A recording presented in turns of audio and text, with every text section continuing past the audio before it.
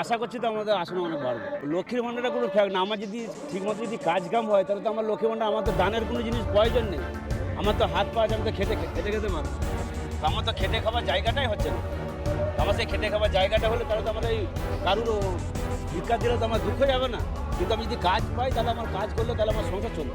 Halda industrial হচ্ছে কি হচ্ছে, হলদা ইন্ডাস্ট্রিয়ালে যত যারা দায়িত্ব আছে তারা সব লুটে ফুটে খাচ্ছে। ও দল পরিবর্তন, ওদের তো কোনো ঠিক নেই না।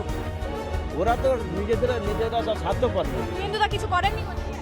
ও ফ্যাক্টরি চুরি করে বিক্রি করে দিচ্ছে, কেটে ফ্যাক্টরি কেটে বিক্রি করে দিচ্ছে মোটাতে।